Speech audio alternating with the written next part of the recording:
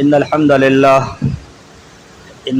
لله نحمده ونستعينه ونستغفره ونعوذ بالله من شرور أنفسنا ومن سيئات أعمالنا من يهده الله فلا مضل له ومن يضلل فلا هادي له وأشهد أن لا إله إلا الله وحده لا شريك له وأشهد أن محمدا عبده ورسوله أما بعد فإن خير الحديث كتاب الله وخير الهدي هدي محمد صلى الله عليه وسلم وشر الأمور محدثاتها وكل محدثة بدعة وكل بدعة ضلالة وكل ضلالة في النار من يطع الله ورسوله فقد رشد واهتدى ومن يعص الله ورسوله فقد ضل وغوى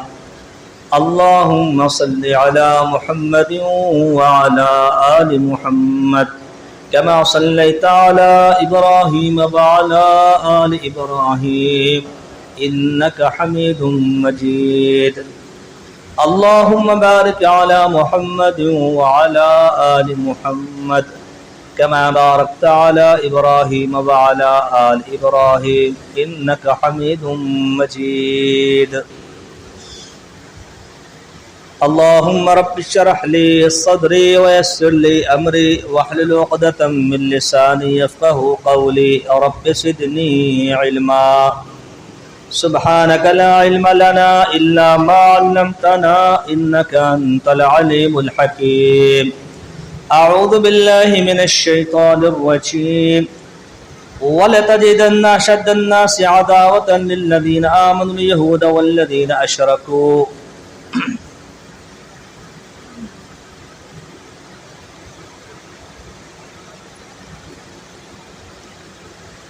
بیت المقدس، فلسطین، ملک شام۔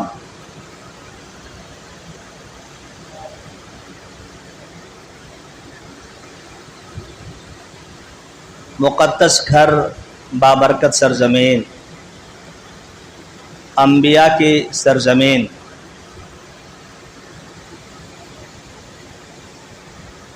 اور زبان زد عام جو جملہ ہے مسلمانوں کا ہجرت مدینہ کے بعد قبلہ اول۔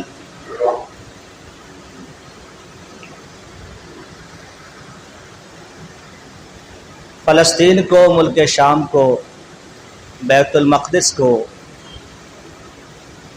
انبیاء کی سرزمین بھی کہا جاتا ہے۔ نبی مکرم صلی اللہ علیہ وسلم سے سوال کیا گیا، ایو المسجد و ایو مسجد وضع فی الارض اولا،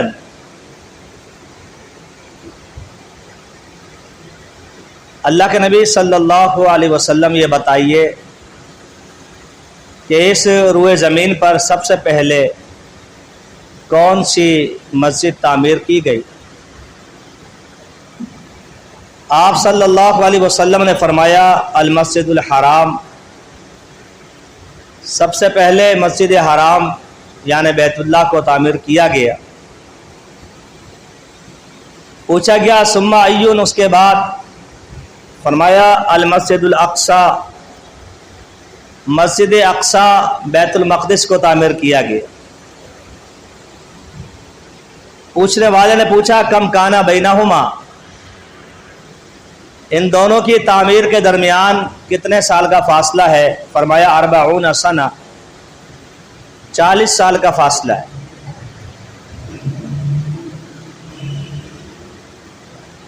اس روئے زمین پر بیت اللہ کے بعد دوسرے نمبر پہ جو گھر بنایا گیا وہ اللہ کا گھر مسجد اقصی ہے۔ صحیح بخاری کی اس حدیث کی روشنی میں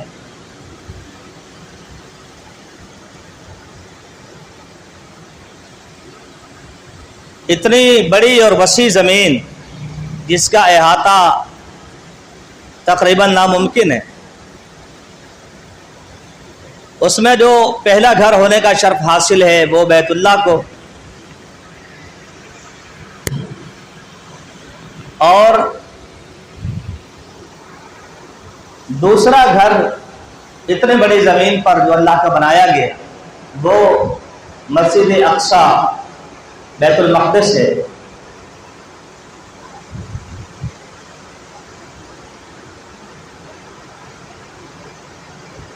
اس تعمیر سے مراد غالباً پہلی تعمیر ہے۔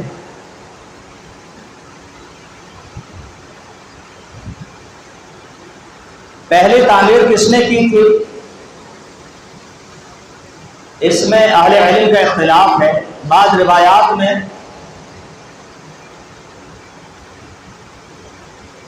آدم علیہ السلام کا ذکر ملتا ہے کہ بیت اللہ کی اور مسجد اقصی کی سب سے پہلی تعمیر، پہلی مرتبہ جو بنا اٹھائی وہ آدم علیہ السلام نے اٹھایا۔ اس کے بعد گاہے بگاہے جیسے جیسے ضرورت محسوس ہوئی انبیاء اس کو تعمیر کرتے رہے۔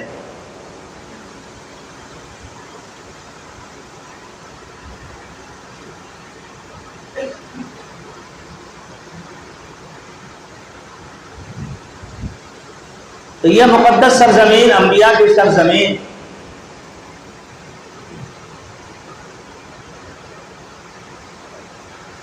اس حدیث کی روشنی میں اس سوال کا جواب بھی مل جاتا ہے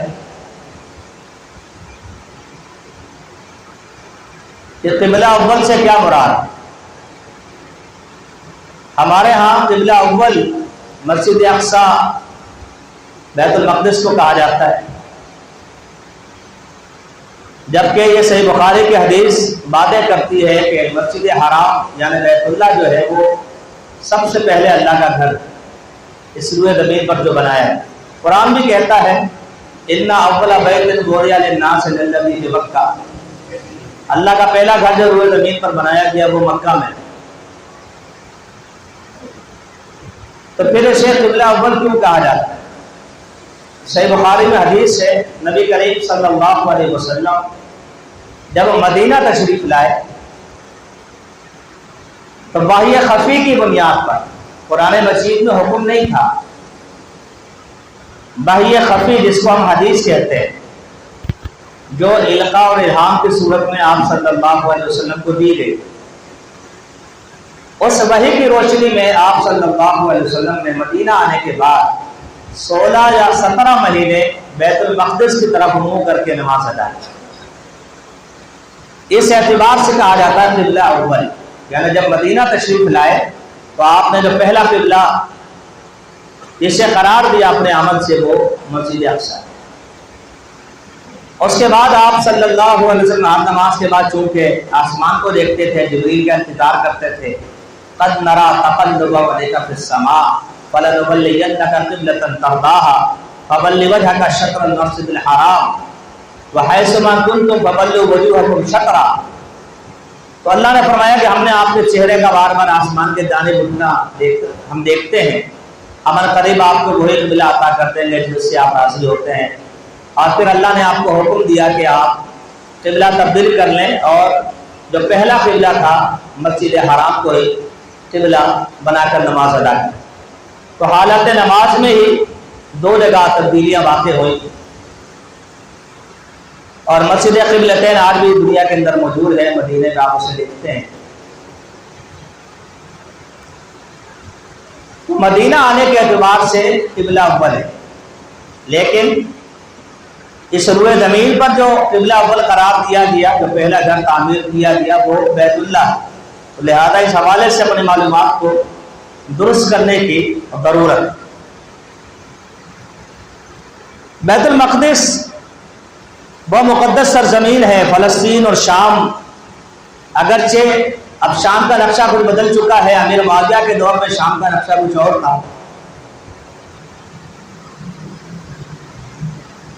اس بابرکت زمین کے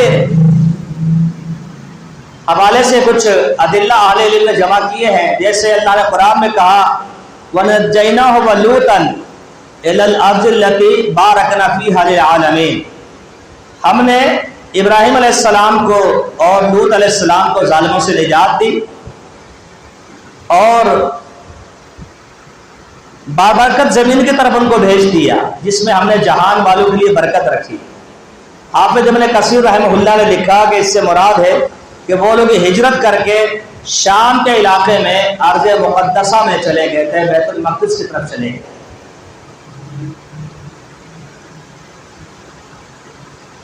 اسی طرح موسیٰ علیہ السلام نے اپنی قوم سے کہا تھا، یا قوم ادخلوا الارض المقدسۃ التي كتب اللہ لکم، مقدس سرزمین میں چلے جاؤ جو اللہ نے تمہارے مقدر میں لکھ دی۔ اس سے مراد سرزمین مقدس بیت المقدس کی سرزمین ہے، فلسطین اور شام کی سرزمین۔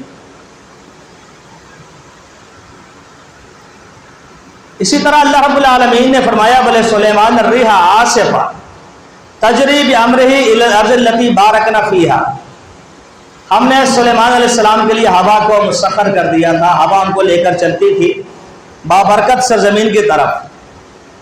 امام قرطبی نے اس کے بارے میں لکھا کہ اس سے مراد شام کی سرزمین ہے، فلسطین کی سرزمین ہے، جہاں وہ ہوا ان کو لے کر جایا کرتی۔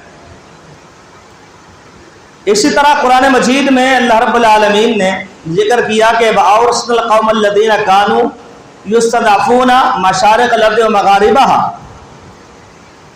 الَّتِي بَارَكْنَا فِيهَا، کہ ہم نے کمزور لوگوں کو زمین کا وارث بنایا اور اس بابرکت زمین کی طرف ان کو بھیج دیا۔ اس سے مراد بھی مفسرین نے فلسطین، شام اور بیت المقدس کی سرزمین کو لیا۔ تو یہ بات ادھر من الشمس ہو گئی، واضح ہو گئی کہ فلسطین، شام اور بیت المقدس کی جو جگہ ہے یہ بابرکت جگہ ہے، انبیاء کی سرزمین۔ اور سبحان الذی اسری بعبدہ لیلا من المسجد الحرام الی المسجد الاقصی الذی بارکنا فیہا، معراج کا جو معاملہ ہے وہاں بھی اللہ رب العالمین نے بیت المقدس کا ذکر کیا اور اس کی برکتوں کا ذکر کیا ہے۔ نبی کریم صلی اللہ علیہ وسلم نے جو امامت کروائی تھی ائمہ کرام کے انبیاء علیہ السلام کی، وہ آپ نے بیت المقدس میں ہی کروائی تھی معراج کی رات۔ تمام انبیاء کا وہاں جمع ہونا، پھر وہاں سے آپ صلی اللہ علیہ وسلم کو امام الانبیاء کا تاج مل جانا اور پھر وہاں سے آپ صلی اللہ علیہ وسلم کا معراج پر جانا، آسمانوں پر جانا، تو یہ ایک بابرکت سرزمین ہے، بابرکت جگہ ہے ملک شام۔ یہ مسلمانوں کا ایک طبعی اور فطری عقیدہ ہے دلائل کی روح سے۔ اسی طرح مسجد اقصی اور فلسطین اور شام کی سرزمین کو اللہ نے فرمایا کہ یہ پرسکون اور اطمینان والی سرزمین ہے۔ وَجَعَلْنَا ابْنَ مَرْيَمَ وَأُمَّهُ آیَةً فَآوَيْنَاهُمَا إِلَىٰ رَبْوَةٍ ذَاتِ قَرَارٍ وَمَعِینٍ۔ سورہ المؤمنون میں اللہ نے فرمایا کہ ہم نے مریم کے بیٹے عیسیٰ علیہ السلام اور ان کی والدہ یعنی مریم کو اپنی قدرت کی ایک نشانی بنا دیا اور انہیں ایک ایسے ٹیلے اور بلند مقام پر جگہ دی پرسکون، قابل اطمینان اور چشمے والا ہے۔ حافظ ابن کثیر رحمہ اللہ نے اس سے مراد بیت المقدس لیا کہ ان کو بھی اللہ نے جو مقام عطا فرمایا تھا، جو جگہ دی تھی، وہ بیت المقدس تھی۔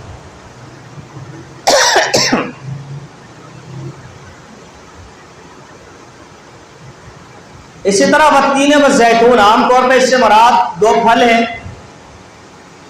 انجیر اور زیتون، لیکن بعض علماء کا خیال ہے کہ زیتون سے مراد جو ہے بیت المقدس، تو گویا کہ اللہ نے اس کی قسم بھی اٹھائی۔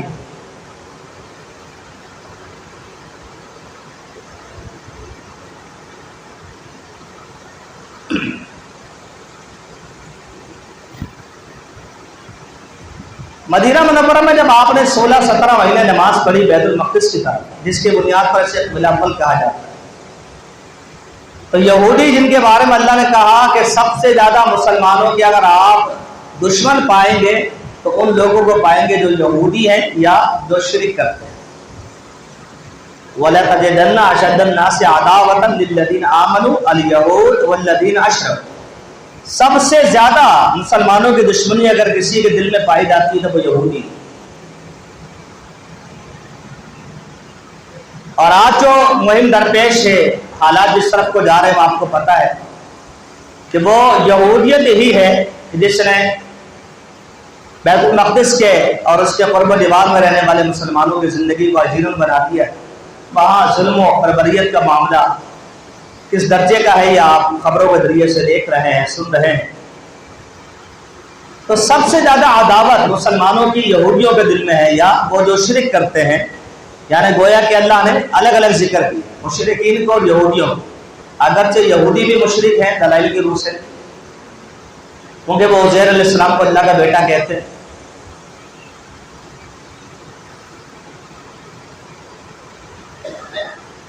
تو یہودیوں نے یہ نعرہ بلند کیا کہ یہ آج ہمارے قبلے کو قبلہ بنا کر نمازیں پڑھتے ہیں، مدینے میں آنے کے بعد 16-17 مہینے ان کو ہو گئے نمازیں پڑھتے ہیں، تو آج یہ ہمارے قبلے کو مانتے ہیں تو کل کو یہ ہمارے دین کو بھی مانیں گے۔ یہ تو ہمارے دین سے الگ لے کر لوگوں کو چل رہے ہیں، الگ دعوت دے رہے ہیں، یہودیت کو غلط کہہ رہے ہیں، عیسائیت کو غلط کہہ رہے ہیں، تو ایسا نہیں ہوگا۔ جنہوں نے ہمارے قبلے کو قبلہ مانا ہے تو کل کو یہ ہمارے دین کو اپنا دین مانیں گے۔ تو قبلے کی تبدیلی میں جو بہت ساری حکمت ہے، اس میں ایک یہ حکمت تھی کہ یہودیت کے اس دعوے کو توڑنا تھا جو وہ کہتے رہے کہ یہ ہمارا قبلہ ہے، انہوں نے مانا، ہمارا دین بھی مانا۔ امام ابن تیمیہ رحمہ اللہ نے لکھا ہے اقتداء الصراط المستقیم میں کہ اللہ رب العالمین نے ہمارے دین کو یہودیت کی مخالفت پر مبنی بنایا، ایک ایک چیز میں یہودیت کی مخالفت پیدا ہے، حتیٰ کہ اللہ نے اس قبلے کو قبلہ نہیں رہنے دیا جس کے دعوے دار یہودی۔ تو ہمارے عقیدے میں، ہمارے منہج میں، ہماری تہذیب میں، ہمارے قول و گفتار میں، سیرت و کردار میں یہ بات ہمیں سمجھ آنی چاہیے کہ ہمیں یہودیت کی مخالفت سکھائی، قدم قدم پہ یہودیت کی مخالفت ہمارے دین کا حصہ، ہمارے دین کی پہچان۔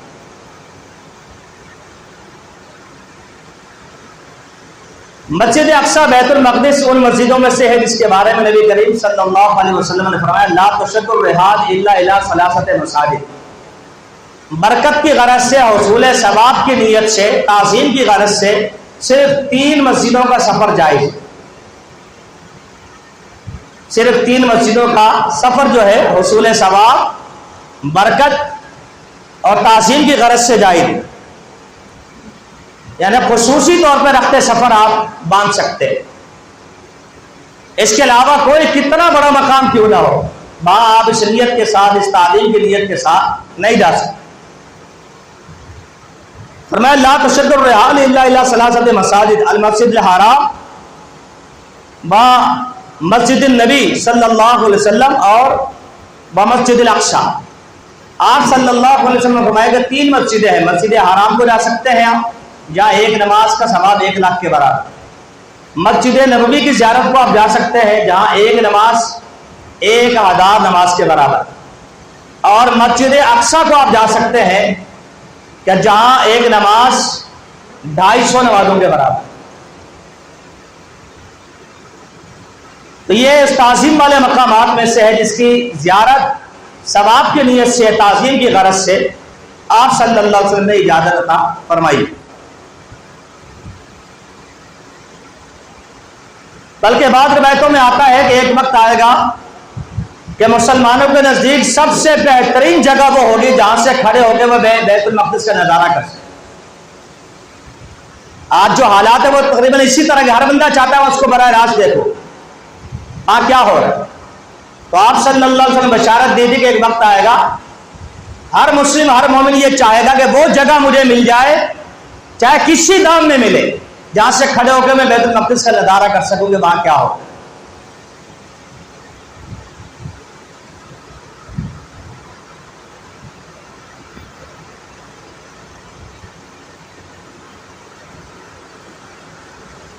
یہ جو 250 نماز کی بحث ہے، اس کے لیے ایک حدیث ہے، نبی کریم صلی اللہ علیہ وسلم نے فرمایا، مستدرک حاکم نے اس کو روایت کیا، امام حاکم نے اپنے مستدرک میں فرمایا کہ صلاۃ فی مسجد ھذا افضل من 4 صلوات فیہ،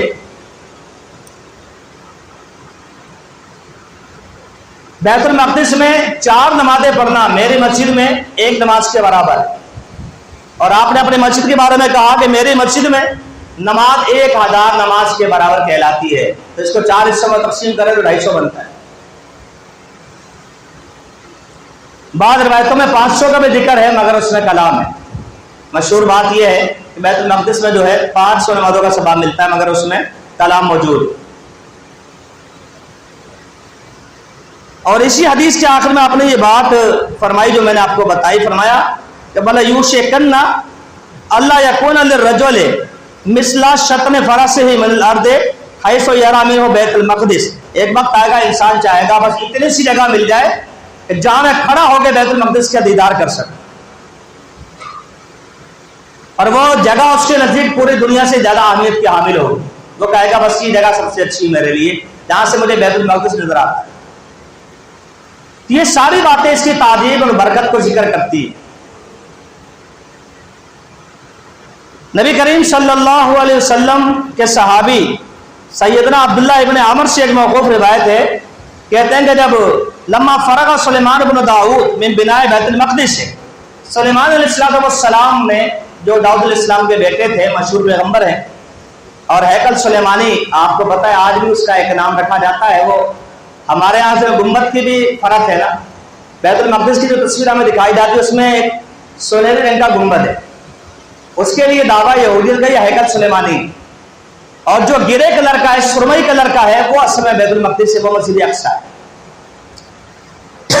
تو کیونکہ اس کے بنا میں سلیمان علیہ السلام کا بھی ہاتھ لگا ہوا ہے، جنات کا ہاتھ بھی لگا ہوا ہے، وہ اس کے دعوے دار ہیں اس جگہ کے.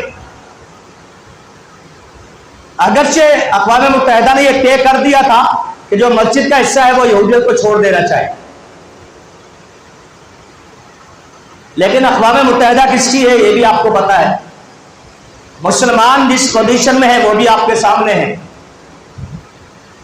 فرماتے ہیں کہ جب سلیمان علیہ السلام نماز سے فارغ بیت المقدس کی تعمیر سے فارغ ہوئے تو انہوں نے 3 دعائیں کی. انہوں نے 3 دعائیں کی.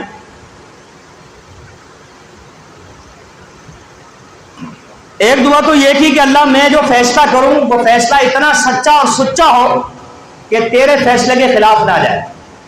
اللہ کا فیصلہ کرتا وہ تو اللہ کو پتا ہے. تو سلیمان علیہ السلام نے دعا کی کہ اللہ میرے فیصلے بھی اتنے سچے اور سچے ہوں کہ تیرے فیصلے کی مخالفت نہ ہو، یعنی جو فیصلہ تو آسمان پہ کرتا ہے وہی فیصلہ تو میرے سے زمین پر کروا. ایک انہوں نے یہ دعا کی. دوسرا انہوں نے کہا کہ وَمُلْكًا لَا يَنبَغِي لِأَحَدٍ مِّن بَعْدِي، یہ تو قرآن میں بھی ہے، مجھے ایسی بادشاہت دینا جو کسی اور کو نہ ملے. مجھے ایسی بادشاہت دینا تو کسی اور کے مقدر میں نہ ہو. سلیمان علیہ السلام کی جو بادشاہت تھی وہ کیسی تھی آپ کو پتا ہے. چرند پرند آدی جنات شیاطین ہر چیز ان کے تابع، ہر مخلوق کی تقریباً وہ زبان سمجھتے تھے. علمنا منطق الطیر، پرندوں کی بات سمجھتے تھے، چونٹی کی بات سمجھتے تھے. ہوا ان کو لے کر چلتی تھی، غدوہا شہر رواہا شہر، بڑی اسپیڈ کے ساتھ لے کر چلتی تھی. 1 مہینے کا سفر جو وہ صبح کے ٹائم میں پورا کر لیتی تھی، 1 مہینے کا سفر شام میں پورا کر لیتی تھی، اور بہت کچھ. حتیٰ کہ ملکہ بلقیس کا جو تخت منگوایا تھا وہ بھی آپ کو پتا ہے کہ ایک جن نے کہا تھا میں لے کر آتا ہوں مگر اتنی دیر لگے گی جتنی دیر میں آپ کی مجلس ختم ہوگی. انا آتی کا بھائی قبل ان تقوم من مقامک. تو سلیمان علیہ السلام اس پر خاموش ہو گئے. پھر ان کی محفل میں ایک شخص جس کا نام تھا آصف بن برقیہ، جو ان کا سیکرٹری کہلاتا تھا، ان کا دست راز کہلاتا تھا، ان کا وزیر کہلاتا تھا، وہ انسان تھا. اس نے اس کے بارے میں اللہ نے کہا، اس شخص نے کھڑے ہو کر کہا جس کے پاس کتاب کا علم تھا. اس نے کہا نا آتی کا بہی قبل یا تبدا الیک کا طرف، آپ آنکھ جھپکے میں لے کر آتا. اس کا علم کیسا ہوگا آپ سوچ سکتے ہیں. ایک جن قال عفریت من الجن، سرکش عفریت عام جن نہیں ہوتے، بڑے طاقتور جن کو عفریت کہا جاتا ہے، وہ فیل ہو گیا. اس نے کہا جی ٹائم لگے گا لانے. اور ایک انسان کے پاس اتنا علم تھا اس دور میں جو سلیمان علیہ السلام کا سیکرٹری بنا ہوا تھا، اس نے کہا جی آپ آنکھ جھپکنے میں لے کر آیا تھا، اور وہ لے کر آ گیا. ملکہ بلقیس کا تخت لے کر آ گیا. اب اندازہ میڈیکل سائنس ابھی کوششیں کر رہی ہے کہ شاید ایسا کچھ ہم بھی کر سکے. دیکھیے جب تک زندگی ہے کیا سامنے آتا ہے. تو علم کا یہ مقام اور مرتبہ ہے. بار کے بات دوسری طرف چلی گئی تو سلیمان علیہ السلام نے دعا کی کہ ایسی بادشاہت مجھے دے لا ينبغي لأحد من بعد، میرے بعد کسی کو ایسی بادشاہت نہ دینا. حتیٰ کہ نبی اسلام کے بارے میں آتا ہے صحیح بخاری میں، آپ ایک دن نماز پڑھا رہے تھے صحابہ کرام کو، تو آپ نے نماز کے دوران ہاتھ آگے بڑھایا، پھر آپ نے ہاتھ پیچھے کھینچ لیا اور آپ نے کہا العلو کا بلعنت اللہ، یا اس طرح کے کوئی جملے کا اخزا ولن تعدو قدرہ کا، ایسے کوئی جملے کہے آپ نے۔ تو صحابہ کرام بڑے حیران ہوئے، سلام پھیر کے صحابہ کرام نے پوچھا اللہ کے حبیب صلی اللہ علیہ وسلم آپ نے نماز کے اندر جو معاملہ کیا پہلے تو کبھی ایسا نہیں کیا تھا، کیا ہوا تھا؟ آپ نے کہا عفریت، ایک سرکش قسم کا شیطان، اس نے مجھ پر حملہ کر دیا تھا حالت نماز، وہ آگ کا شعلہ لے کر آیا تھا، اس نے مجھے جلانے کی کوشش کی۔ آپ غور کریں کہ شیطان کس حد تک چلا جاتا ہے۔ امام الانبیاء ہے، چھوٹے آدمی نہیں ہے، اللہ کے برگزیدہ پیغمبروں کے سردار ہے، اور شیطان آپ کو حالت نماز میں آ کر آگ کے ذریعے سے تکلیف دینا چاہتا ہے، تو ہمارے ساتھ کتنا کھیلتا ہوگا۔ آپ نے فرمایا کہ میں نے اس کو کہا کہ اللہ تجھے رسوا کرے، تو اپنی تقدیر سے آگے نہیں بڑھ سکتا، اور میں نے اس کا گلا دبا دی، اور آپ فرماتے ہیں بعض روایتوں میں آتا ہے کہ اس نے میرے ہاتھ پر الٹی کر دی، قے کر دی، اور اس کی ٹھنڈک ابھی تک میرے ہاتھ پر موجود ہے، اور میں نے چاہا کہ میں نماز کے بعد اس کو ستون سے باندھ دوں، پکڑ تو لیا تھا میں نے اس کو، میں اس کو مسجد کے ستون سے باندھ دوں تاکہ مدینے کے بچے اس کے ساتھ کھیلیں۔ پھر مجھے یاد آیا کہ اللہ کے پیغمبر سلیمان علیہ السلام نے دعا کی تھی اللہ ایسی بادشاہت دے لا ينبغي لأحد من بعدی، میرے بعد کسی کو ایسی بادشاہت نہ دے۔ جنات تو ان کے قابو میں تھے، تو میں نے اپنے بھائی کے احترام میں، اس کی دعا کے احترام میں اس کو چھوڑ دیا۔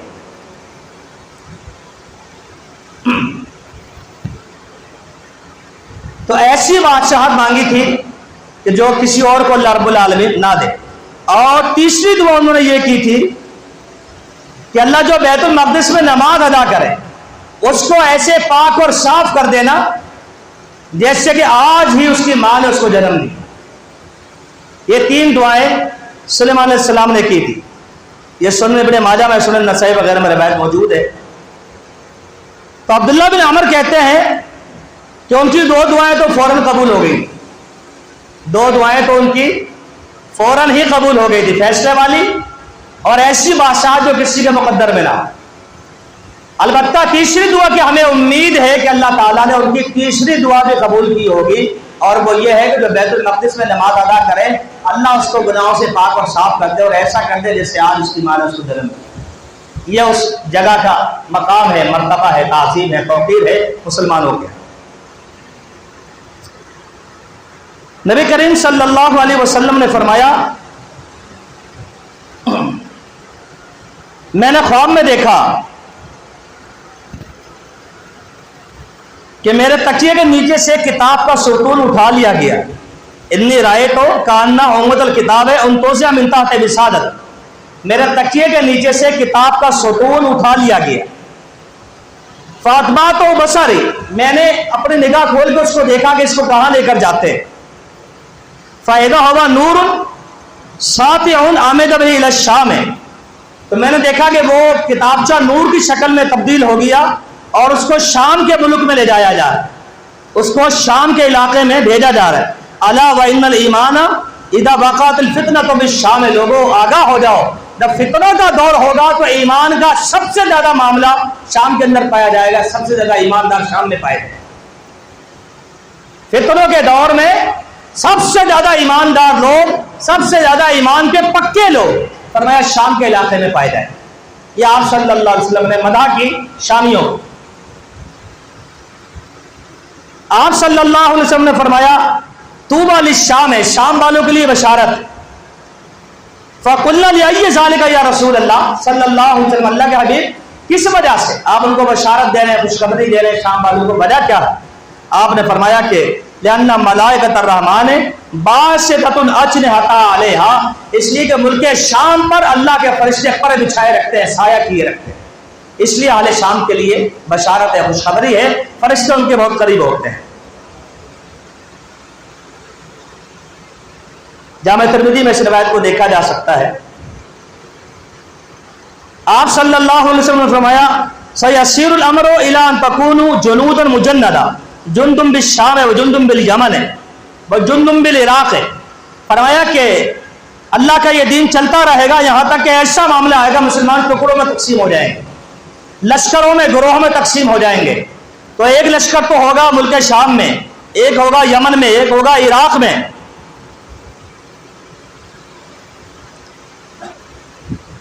تو پوچھنے والے نے پوچھا اللہ کے نبی صلی اللہ علیہ وسلم بتائیے کہ اگر میں وہ زمانہ پاؤں تو پھر میں کیا کروں، میں کس گروہ کے اندر شامل ہو جاؤں، کس لشکر میں شامل ہو جاؤں؟ آپ صلی اللہ علیہ وسلم فرمایا علیک بالشام، تمہیں چاہیے کہ تم شام کے لشکر میں شامل ہونا، تمہیں چاہیے کہ تم شام کے لشکر میں شامل ہو جانا۔ فإنها خیرۃ اللہ من ارضہ، اللہ کی زمین میں سب سے زیادہ پسندیدہ ٹکڑا وہ ملک شام۔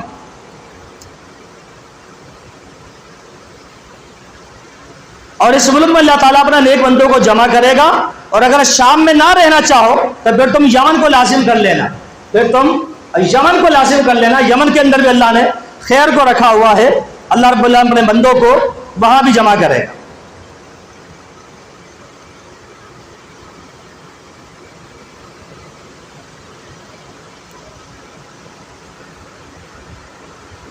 یہ روایت ابو داؤد کے اندر موجود ہے۔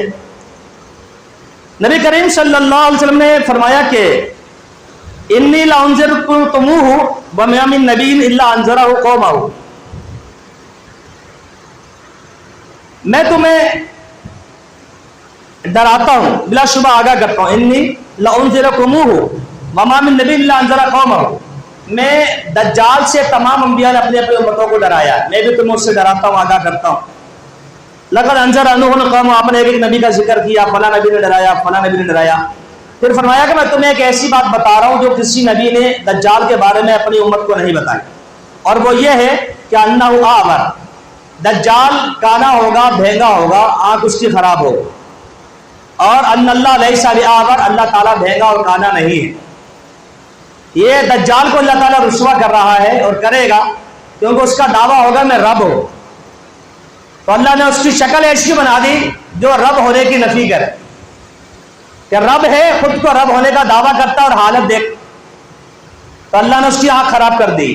اور یہ بھی میں آپ کو لگے ہاتھ بتا دوں کہ دجال کے بارے میں آپ سنتے ہوں گے کہ اس کی الٹی آنکھ خراب ہے، کبھی سنتے ہوں گے سیدھی آنکھ خراب۔ یہ روایتوں میں کوئی ٹکراؤ نہیں ہے، اصل بات یہ ہے کہ دجال کی دونوں آنکھیں خراب ہو، اصل حقیقت کیا ہے، دجال کی دونوں آنکھیں خراب ہوگی، جو کہ اس بات کی دلیل ہوگی کہ وہ اپنے دعوی ربوبیت میں جھوٹا ہے، جو خود خدا ہوگا ایسا ہوگا نعوذ باللہ۔ تو اللہ نے ایک ظاہری نشانی اس کی رکھی ہوئی، اور بھی اس کی بہت سی نشانیاں ہیں جس کی تفصیل کا یہاں موقع نہیں ہے کیونکہ موضوع یہ نہیں ہے۔ پھر آپ نے فرمایا کہ لا یاتی اربعۃ مساجد، دجال پوری دنیا کا چکر لگائے گا، دجال کے ساتھ روٹی کا پہاڑ ہوگا، گوشت کا پہاڑ ہوگا، آٹے کا پہاڑ ہوگا، وغیرہ وغیرہ۔ ہریالی بھی اس کے حکم سے نکلے گی، بارش بھی اس کے حکم سے برسے گی، بہت کچھ ہوگا، اور پوری دنیا میں چکر لگائے گا، مگر دجال فرمایا 4 مقامات پر نہیں جا سکتا۔ ایک، بیت اللہ نہیں جا سکتا، مسجد نبوی نہیں جا سکتا، کوہ طور پہ نہیں جا سکتا، اور بیت المقدس نہیں جا سکتا۔ یہ آپ نے بیت المقدس کی تعظیم ذکر کی اس حدیث کے اندر کہ 4 مقامات پہ دجال کو اللہ تعالیٰ نہیں جانے دے گا، مسجد حرام، مسجد نبی، کوہ طور جہاں اللہ نے موسیٰ علیہ السلام سے کلام کیا تھا، اور بیت المقدس وہ جگہ ہے جہاں اللہ رب العالمین دجال کو داخل نہیں ہونے دے گا۔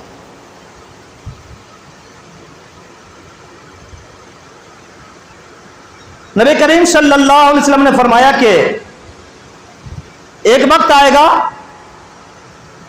اہل عراق سے ان کا پیمانہ،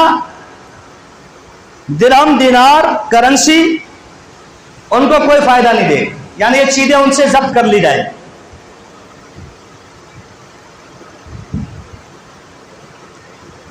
آپ نے بتایا، آپ سے پوچھا گیا کہ یہ کون لوگ کریں گے؟ جو عراق والوں سے ان کا پیمانہ چھین لیں گے، درہم و دینار چھین لیں گے، ان کو فائدہ نہیں اٹھانے دیں گے۔ فرمایا عجم کے لوگ ایسا کریں گے، عجم کے لوگ ایسا کریں گے، وہ اس سے روک دیں گے۔ پھر سیدنا جابر رضی اللہ تعالیٰ عنہ اس حدیث کے راوی ہیں، وہ کہتے ہیں کہ فرمایا کہ قریب اہل شام کو ان کا دینار، سونے کی کرنسی اور جو بھی ان کا ناپ تول کا پیمانہ ہے وہ ان کو فائدہ نہ دے، ان کو ان کے پیمانے سے روک دیا جائے گا، ان کی کرنسی سے ان کو روک دیا جائے گا۔ تو ہم نے کہا یہ کیسے ہوگا؟ آپ نے کہا رومیوں کی طرف سے شام کے ساتھ یہ معاملہ ہوگا۔ اس مفہوم کی ساری روایتیں، اس سے مراد فلسطین بھی ہو سکتا ہے، شام بھی ہو سکتا ہے، بیت المقدس بھی ہو سکتا ہے، اور اسرائیل کی طرف سے جو پابندیاں ہیں وہ سارے علاقے کو محیط ہیں۔ یہ آپ میڈیا پہ سرچ کر سکتے ہیں۔ تو یہ جو حالات ہیں گویا کہ سمجھ لیں کہ جزوی طور پہ، کلی طور پہ تو ہم نہیں کہتے، جزوی طور پہ ان کا ذکر حدیثوں میں ہمیں ملتا ہے کہ جزوی طور پہ حالات اس طرح کے ہو جائیں گے۔ آپ صلی اللہ علیہ وسلم نے ایک موقع پر فرمایا کہ لوگوں نے گھوڑوں کو حقیر سمجھ لیا ہے، لوگوں نے گھوڑوں کو حقیر سمجھ لیا ہے اور ہتھیار اٹھا کے رکھ دیے، اور یہ کہہ رہے ہیں کہ اب کوئی جہاد نہیں ہوگا، جنگیں ختم ہو چکی ہیں۔ اللہ کے رسول صلی اللہ علیہ وسلم اس شخص کی طرف متوجہ ہوئے اور کہا یہ لوگ جھوٹ بول رہے ہیں۔ کچھ لوگ جو اس طرح کہہ رہے ہیں، فرمایا یہ جھوٹ بول رہے ہیں، جنگ تو اب شروع ہونے والی ہے اور میری امت میں ایک جماعت ہمیشہ حق پہ لڑتی رہے گی۔ اللہ تعالیٰ اقوام کے دلوں کو ان کے تابع کر دے گا، لوگ ان کے ساتھ نہیں ہوں گے مگر لوگوں کے دل ان کے ساتھ ہوں گے، لوگ ان کے ساتھ نہیں ہوں گے مگر لوگوں کے دل، ان کی دھڑکنیں، ان کی دعائیں ان کے ساتھ ہوں۔ اور اللہ تعالیٰ انہیں ان سے رزق دے گا، وہ ان کے دست و بازو بنیں گے یہاں تک کہ قیامت قائم ہو جائے گی اور اللہ کا وعدہ آ جائے گا۔ گھوڑوں کی پیشانی میں قیامت تک کے لیے اللہ نے برکت کو رکھ دیا ہے، گھوڑوں کی پیشانی میں اللہ نے قیامت تک کے لیے برکت کو رکھ دیا ہے۔ تو اس سے مراد بھی نبی صلی اللہ علیہ وسلم جو اشارہ کیا تھا وہ آخری دور کی جنگیں ہیں، جس کی جو پیشن گوئی آپ نے سرزمین شام کے حوالے سے کی تھی کہ وہاں اس طرح کے معاملات شروع ہوں گے اور پوری دنیا میں پھر یہ جنگ آہستہ آہستہ پھیل جائے گی۔ آپ صلی اللہ علیہ وسلم نے فرمایا ایک روایت میں، ایک آگ نکلے گی قیامت سے پہلے، ہزارہ موت یا ہزارہ موت کے سمندر کی طرف سے ایک آگ نکلے گی، وہ لوگوں کو میدان معاشر کی طرف جمع کرے گی۔ صحابہ نے کہا ہمیں آپ کیا حکم دیتے ہیں؟ فرمایا تم ملک شام میں چلے جائیں، جب تم ایسا معاملہ دیکھو تو ملک شام کو چلے جانا، وہاں رہائش اختیار کر لینا جائے۔ نبی کریم صلی اللہ علیہ وسلم نے فرمایا کہ عیسیٰ علیہ السلام باب لد پہ دجال کو قتل کریں گے، باب لد پہ دجال کو عیسیٰ علیہ السلام قتل کریں گے۔ باب لد جو ہے آپ کو پتا ہے بیت المقدس فلسطین کے اندر ہے اور بیت المقدس کے قریب، میڈیا وار کا دور ہے، آپ اس کو دیکھ سکتے ہیں اٹھا کے۔ تو یہ بھی وہ سرزمین ہے جہاں دجال نے قتل ہونا ہے اور عیسیٰ علیہ السلام کے ہاتھ سے ہونا ہے۔ ہم یہ نہیں کہتے کہ ابھی مہدی کا دور شروع ہو گیا ہے یا عیسیٰ علیہ السلام کا دور شروع ہو گیا، یہ مراد نہیں ہے، لیکن جزوی طور پہ اس سرزمین کے حوالے سے آپ کو بتانا مقصود ہے کہ اس کے بارے میں احادیث مبارکہ میں کیا کچھ وارد ہوا ہے، کیا کچھ ذکر ہوا ہے، ہمیں اس کے بارے میں پتہ ہونا چاہیے، ہمیں اس کے بارے میں علم ہونا چاہیے کہ حقیقت حال کس قدر جو ہے کتاب و سنت کے اندر بیان ہوئی ہے اور کس طرح ہمارے سامنے اس کو رکھا جاتا ہے یا ہم اس کو کیسے سمجھتے ہیں اور ہمیں کیسا سمجھنا چاہیے۔ نبی کریم صلی اللہ علیہ وسلم نے فرمایا کہ یاجوج ماجوج جب نکلیں گے وَمِنْ كُلِّ حَدَبٍ يَنْسِلُونَ، جب وہ اونچی جگہ سے دوڑتے ہوئے آئیں گے، قرآن نے کہا تو یاجوج ماجوج جب نکلیں گے تو وہ خر نامی یا خر نامی ایک پہاڑ کے پاس پہنچیں گے، اور یہ پہاڑ بیت المقدس والا پہاڑ ہے، یہ پہاڑ بیت المقدس والا پہاڑ ہے۔ سب وہاں پہنچیں گے تو کہیں گے زمین والوں کو تو ہم نے مار دیا، چلو اب ایسا کرتے ہیں آسمان والوں پہ حملہ کرتے ہیں۔ یاجوج ماجوج تو وہ آسمان کی طرف تیر چلائیں گے اور آسمان پہ جب تیر پھینکیں گے تو واپس گرے گا تو اللہ کی مرضی سے وہ لال رنگ کا ہوگا، اس میں خون لگا ہوا ہوگا، تو وہ یہ کہیں گے کہ دیکھو جی ہم نے آسمان والوں کو بھی مار دیا۔ تو یہ اس پہاڑ کے نیچے پڑاؤ ڈالیں گے جو بیت المقدس کے قریب ہے، جس کو خر یا خر کہا گیا۔